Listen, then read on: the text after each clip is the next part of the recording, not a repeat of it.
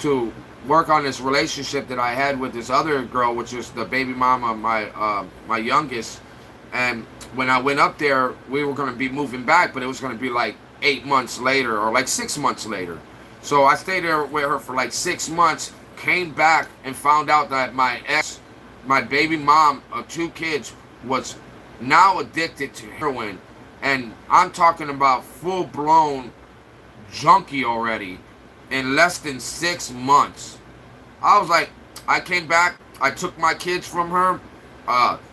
She ended up going in the streets and living in the streets for like years, bro. I remember that we used to go looking for her, and she looked so bad that like we all brought food and tried to feed her, and it was just so sad.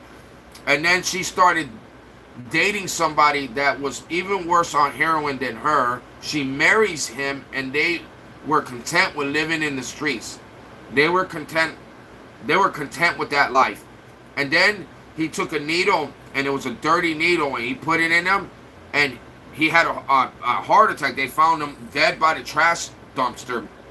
They fixed his heart by a blessing, and then the man, not even 2 months, 3 months after that, he ends up trolling and taking even more drugs that night and dies that night. But dies, but they revive him. But he was in vegetated state, and his feet rotted, and his fingertips were like turning black because there were no circulation to it. Oh, it was terrible. The dude was just like rotting.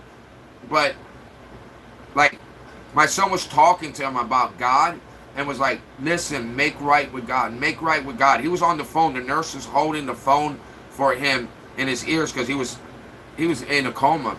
Well, he starts crying. Tears starts coming out of his eyes.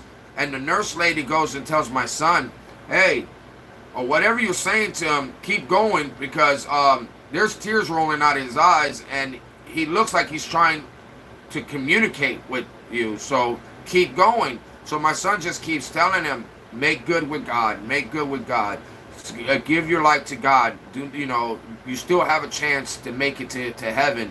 And he just starts tearing up. Bro, he dies one day after his son's birthday. One day. He held his death so he would not die on his son's birthday, and died the next day.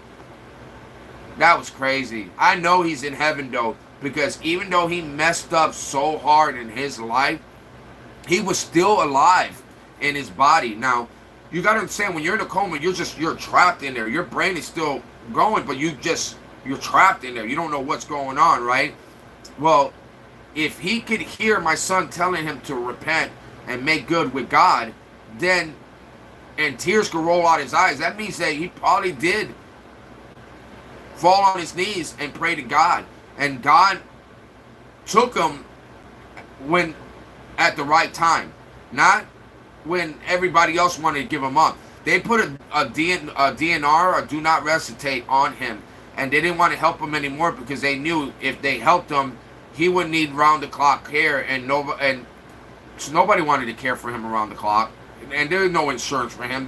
So they put a DNR, and man, he just ended up dying, and it was sad. It was sad because they don't give him pain medicine when they put him on do not resuscitate, and they're gonna let him. They don't put him on pain medicine. Like people say, oh yeah, they do get on. No, they don't. They take him off of that, and then they let him die slowly, and then they don't feed him. They don't give him no food. So then they like almost like starve to death as well, which is, I feel, is inhumane.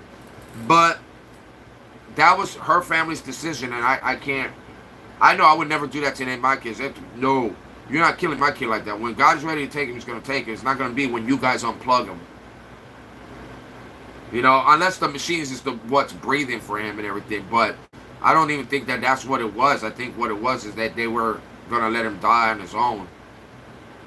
And I know the mom was mad, or my baby mom was mad. She was like, why would you guys put a DNR? He could get better. I'm like, if he gets better, he's going to have no hands, no legs, and, and his brain is not going to be there. Like, but I can understand why you would fight for some kind of life, if that makes sense.